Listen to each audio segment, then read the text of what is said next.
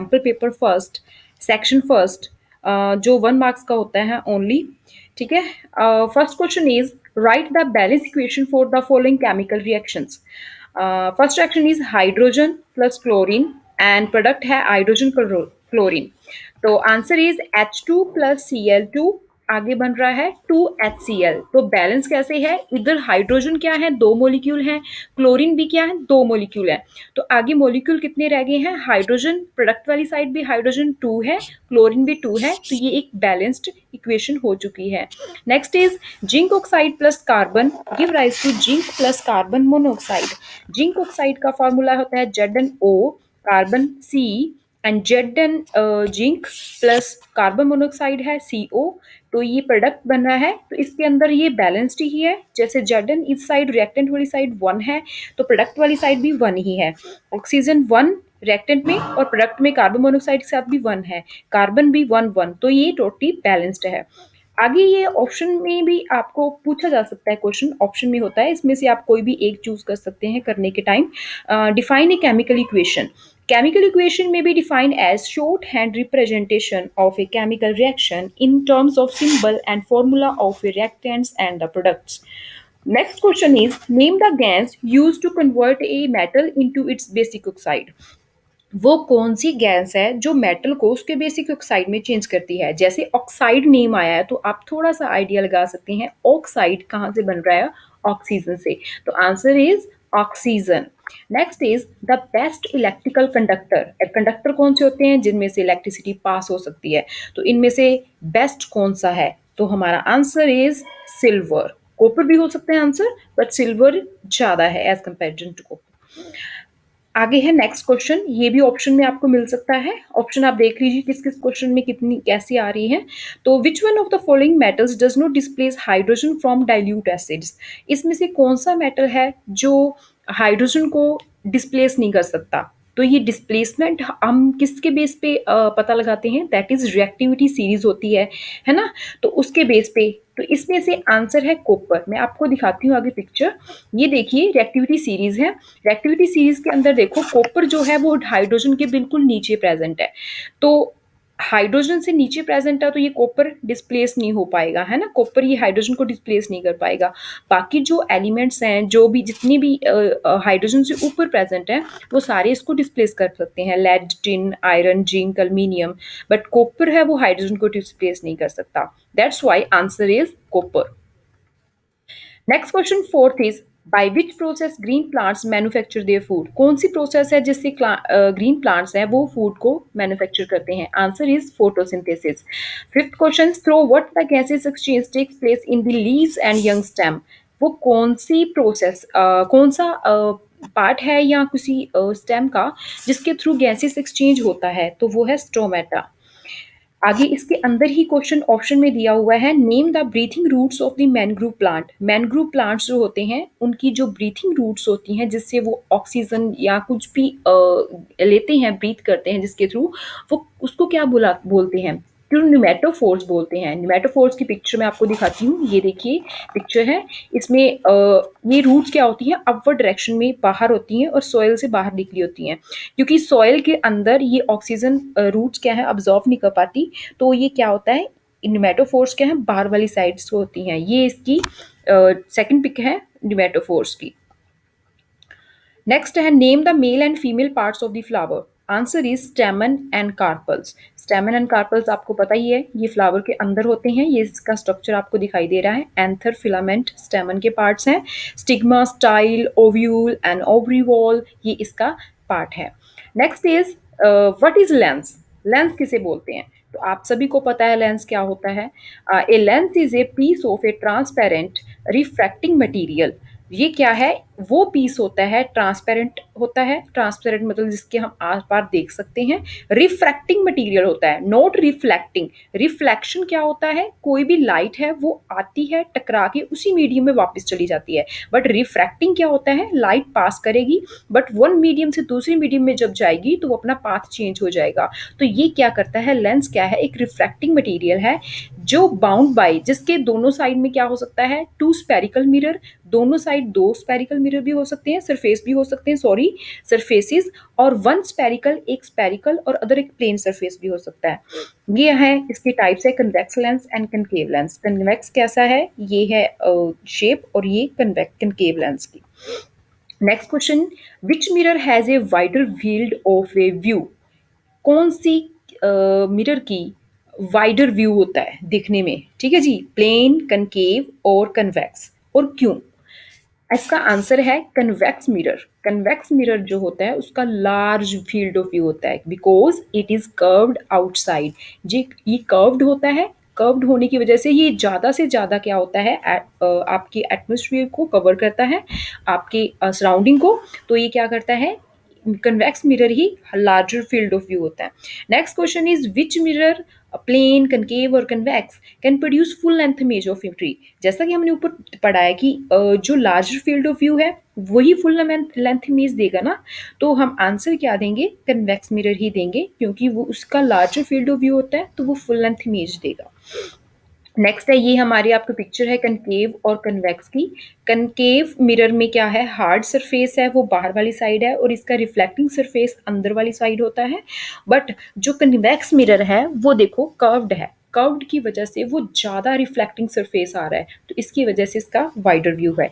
ये आपने देखा होगा स्ट्रीट्स में लगी होती है ना, ये स्ट्रीट्स में क्या है, ये कन्वेक्स मिरर होती हैं। ये क्या करती हैं, दूर से एक तो वाइडर व्यू दिखाती हैं ताकि कोई भी है दूर से उसकी पिक्चर, और मोस्टली ये क्या होती हैं, स्ट्रीट्स पे होती हैं, क्रॉसिंग पे होती हैं, और ये क्या पता चल जाता है दूसरी स्ट्रीट से क्या कोई गाड़ी आ रही है या नहीं है। आप मोस्टली अब विलेजेस में या देखेंगे आप इनको। Next question is what are the values of the angle of incidence and angle of reflection for normal incident on a plane mirror? आई और आर क्या होता है प्लेन मिरर पे, वो जीरो होता है, ठीक है जी।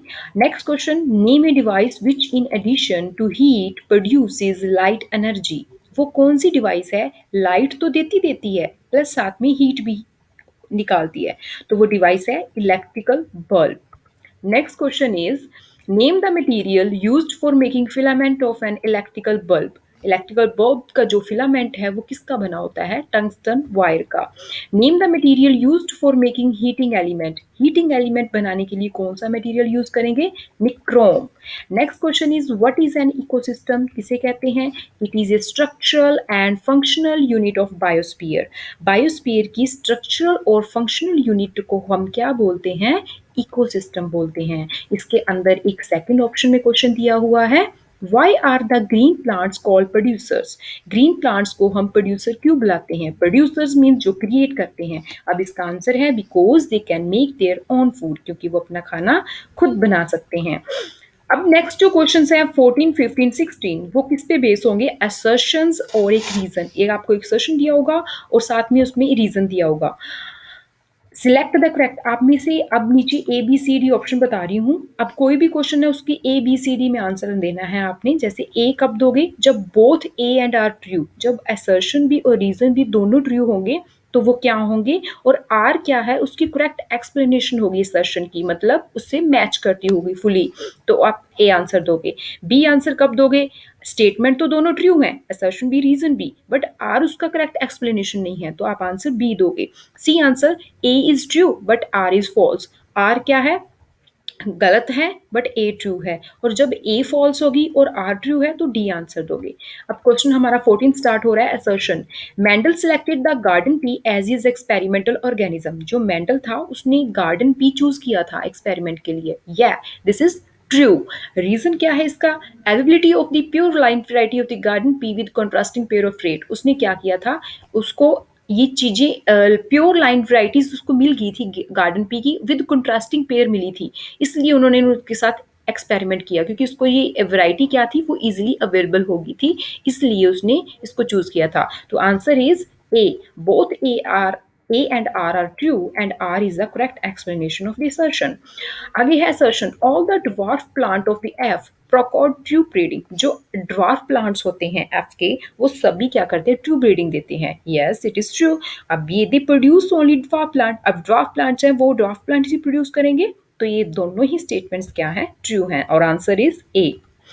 Next is the number of the plants and animals show regeneration. काफ़ी सारे प्लांट्स हैं, एनिमल्स हैं जो हमें रीजनरेशन शो करते हैं। रीजनरेशन मीन्स अब रीजन दिया हुआ है, small fragments of their bodies can grow into complete individual, छोटा सा फ्रेगमेंट पूरी इंडिविजुअल बन जाता है। तो इसका रीजन बताया हुआ है। Yes it is true, so both statement true है और रीजन भी इसका करेक्ट एक्सप्लेनेशन दी हुई है। तो answer is a. Next question is the acid which undergo almost complete ionization in dilute aqueous solution are known as strong acids. Strong acids कौन से होते हैं जो completely dissociate हो जाते हैं, है ना? तो reason क्या है? Sulfuric acid is a dibasic acid. Dibasic मैं आपको आगे बताती हूँ क्या होता है। तो ये आंसर क्या है? Yes, it is true. Sulfuric acid क्या होता है? Totally dissociate हो जाता है। तो ये आंसर भी क्या है इसका? सही है। तो आंसर इज ए। अब डाइबेसिक क्या होता है? Any substance that can donate two protons, कोई भी सब्सटेंस दो प्रोटॉन दे या दो हाइड्रोजन दे एक मॉलिक्यूल, मतलब एक मॉलिक्यूल में, तो इन एसिड बेस रिएक्शन के अंदर, तो हम उसको क्या बोलेंगे? डाइबेसिक। अब एग्जांपल लो, H2SO4 है, H2SO4 के पास हाइड्रोजन कितनी है? 2। तो जब वो डिसोशिएट होता है तो दो हाइड्रोजन देता है। तो सल्फ्यूरिक एसिड क्या है? Dibasic. Basic means dibasic means acid basic reaction के अंदर वो क्या है? दो अपनी, di means two, two protons या हाइड्रोजन को डोनेट कर रहा है, तो ये डाइबेसिक एसिड हो जाएगा। नेक्स्ट क्वेश्चन इज, जो 17 टू 20 क्वेश्चंस दिए होंगे आपको, वो क्या होंगे? पैराग्राफ बेस होंगे। तो उसके अंदर एक पैराग्राफ होगा और उसके रिलेटेड क्वेश्चंस नीचे पूछे जाएंगे। 5 क्वेश्चन सब पार्ट्स होंगे उस पैराग्राफ के, बट आपने क्या करना है? ओनली 4 क्वेश्चंस को ही अटेम्प्ट करना है, ठीक है जी। और फर्स्ट क्वेश्चन जैसे इसके अंदर, सॉरी 17 क्वेश्चन इसके अंदर दिया हुआ है। सैंपल ऑफ द 4 मेटल्स, आपको सैंपल दिए होंगे 4 ABCD, वो क्या करें? ये हमने ले लिए ABCD और एडिड टू द फिलिंग, उसके अंदर सभी के अंदर हमने टर्न बाय टर्न एक एक सोल्यूशन डाला है। जैसे पहले iron sulphate, copper sulphate, zinc sulphate, silver nitrate. अब उसके नीचे ऑब्जर्वेशन भी साथ में दी हुई है। इस टेबल के बेस पे आपको आगे क्वेश्चन पूछे जा रहे हैं, तो आपने इस टेबल को ऑब्जर्व करके उसके आंसर बताने हैं, ना कि आपने जो बुक में पढ़ा है उसके रिलेटेड है, ठीक है जी।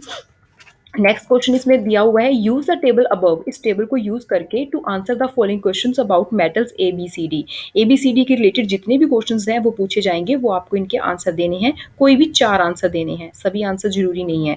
पहला क्वेश्चन है, which is the most reactive metal. अब इसमें देखिए, आप सबसे ज्यादा रिएक्टिव मेटल कौन सा है। अब सबसे पहले आप ऊपर अगर देखें, पहले नंबर पे आयरन है, कॉपर है, जिंक है, सिल्वर है। तो सबसे ज्यादा मोस्ट रिएक्टिव, हम अगर रिएक्टिविटी सीरीज को देखें तो कॉपर के ऊपर आयरन आ रहा है। अगर टेबल को देखें तो डिस्प्लेसमेंट सिर्फ हो रही है, 3 में डिस्प्लेसमेंट हो रही है ना।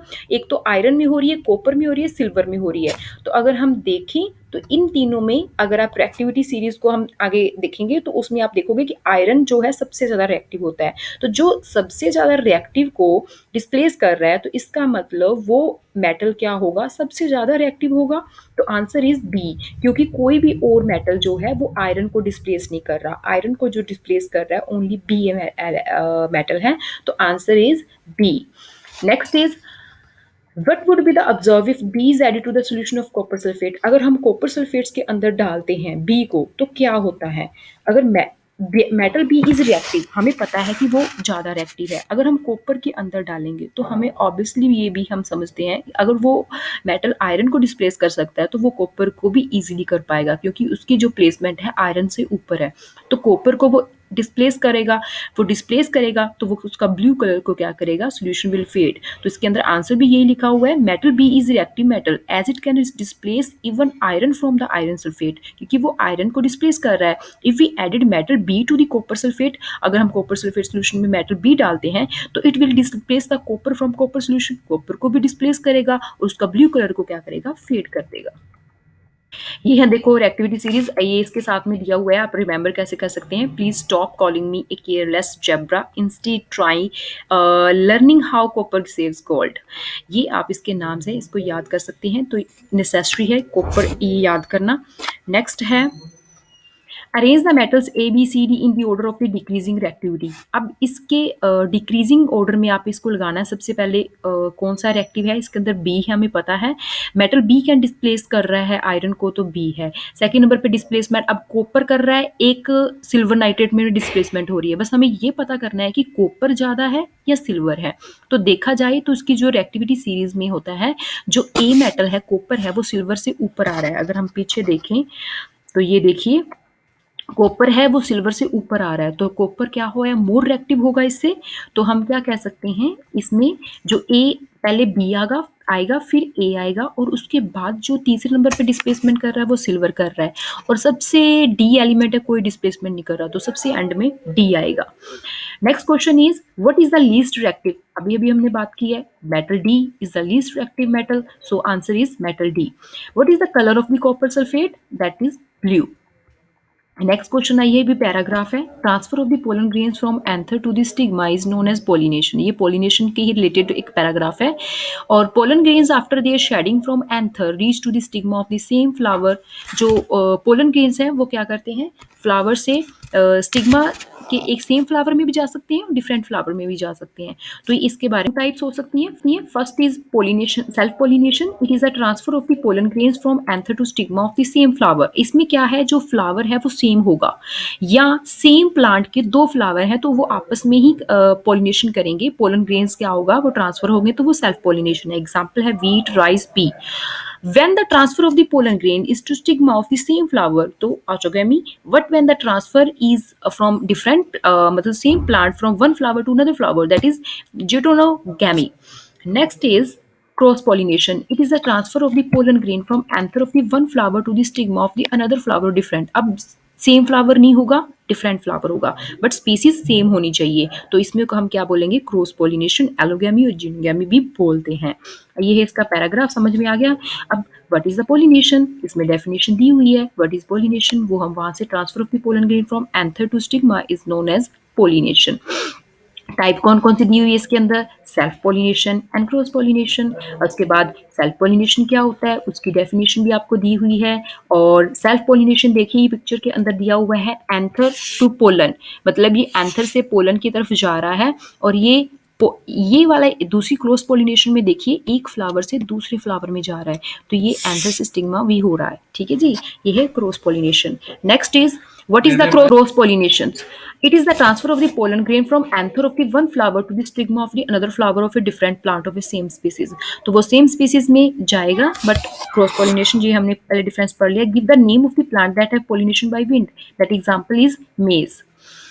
In an experiment to study the relation between the potential difference across a resistor and the current through it, a student recorded the following observations। देखिए ये ऑब्जर्वेशन एक स्टूडेंट ने किया एक्सपेरिमेंट, उसको दो ऑब्जर्वेशन मिले, एक पोटेंशियल का और एक करंट का। इसके रिलेटेड आपने क्वेश्चन है, उसने ऑब्जर्व किया तो उसने देखा कि इसके अंदर एक सेट जो है वो गलत दिया हुआ है, मतलब एक सेट क्या है उसका आंसर सेम नहीं आ रहा है, तो उसको हमें ऑब्जर्व करना है। जैसे on examine the above observation the teacher asked the student to reject the one set of reading को कहता है रिजेक्ट करो, कौन सी है, because the value were out of agreement से वो आउट ऑफ है।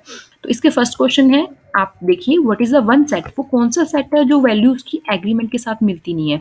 एग्रीमेंट मीन्स इसका फार्मूला क्या होता है, रेजिस्टेंस निकालने का V बाई आई होता है। इसका आंसर देखिए सेकंड सेट जो है गलत है, देखिए पहले का आंसर 4 आ रहा है, जैसे V by I answer divide करके आंसर आ रहा है 4 4 4, सभी का 4 आया, बट जो बी आंसर है वो क्या आ रहा है 3.08 आ रहा है, तो ये ऑर्डर जो है सेकंड नंबर वाला ऑर्डर जो है वो गलत है।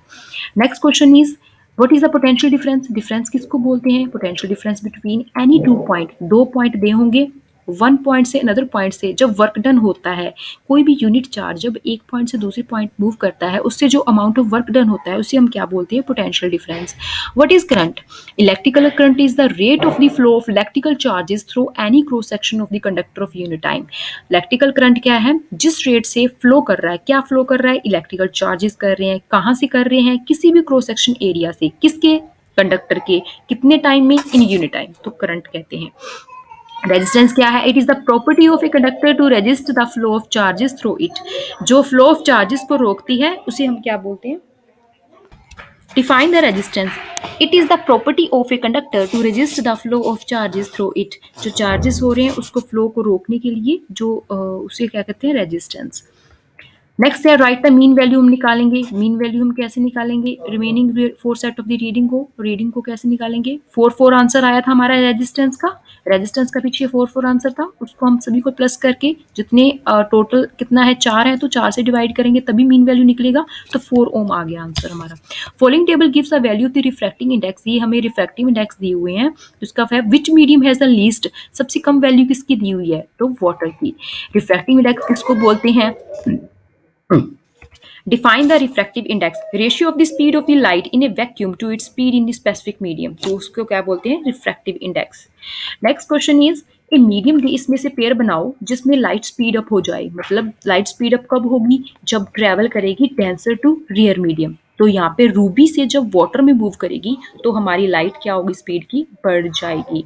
उसके बाद है वो मीडियम पेयर बताओ जिसमें लाइट स्लो डाउन होगी, तो ऑब्वियसली उसका वाइस वर्सा करेंगे। जब हम रेयर टू डेंसर जाएंगे तो हम क्या करेंगे? लाइट स्पीड अप करे डाउन करेगी, sorry, water to diamond. Right the decreasing order of the refracting index. जिस टेबल में जैसे डिक्रीजिंग ऑर्डर में बताना है, सबसे पहले डायमंड है, फिर रूबी है, उसके बाद rock salt, crown glass, water, ये आपको दिया हुआ है। Next, thanks for watching my video, and please like, share and subscribe my channels. Thank you.